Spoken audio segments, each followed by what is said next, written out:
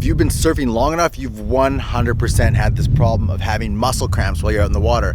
Now for me, it always happens in my calf muscles, and it always happens when I'm catching a wave. So I wipe out, I get a cramp in my calf, and then another wave's coming. So I'm in the water, in pain, trying to rub out a cramp while I'm holding my breath. That's a terrible situation to be in. So there's certain things you can do to relieve cramps, like massage and stretching, but that doesn't really apply when you're in the water trying not to drown. So the best answer for muscle cramps for surfers is prevention. And so the two main causes where you can prevent this from happening are dehydration and mineral deficiencies. So that's super simple stuff to remedy. It just starts with drinking enough water. A rule that I use is, so it's going to vary how much water you need per person depending on your body size, depending on the temperature, the humidity, your age, all these different things. The way I try to gauge it, just to keep it simple, is you should have to pee twice every hour while you're out in the water, and that's a good way to measure it. If you don't have to, then there's a good chance that you're dehydrated.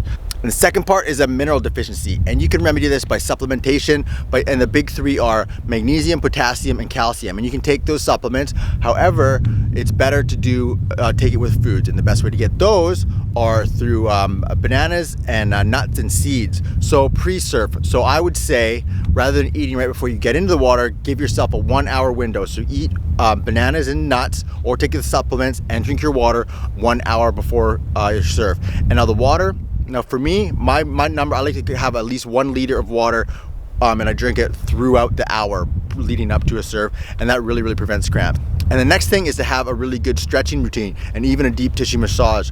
That can be really quick, so just be rolling out your muscles on a rolling pad or a foam roller or a tennis ball, and then having a good stretch pre-surf. So that's really simple stuff that you can do to prevent getting cramps.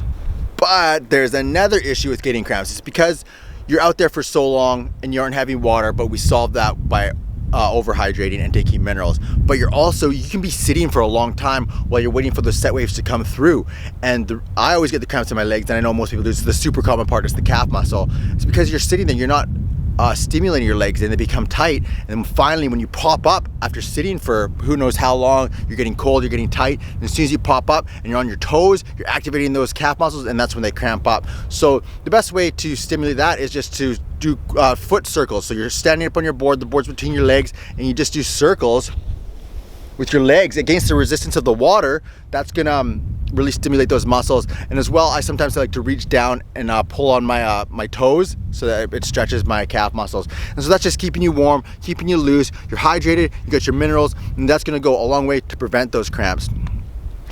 Now, when it comes to relieving cramps, like I said before, when you are in the water and you're having to hold your breath, it's not really ideal to be able to rub out a cramp. But if you are able to, if there isn't a wave coming, I like to just rest one hand on my board when I'm floating in the water, and then rub it out with the other hand and try and stay loose, stay calm, stay chill.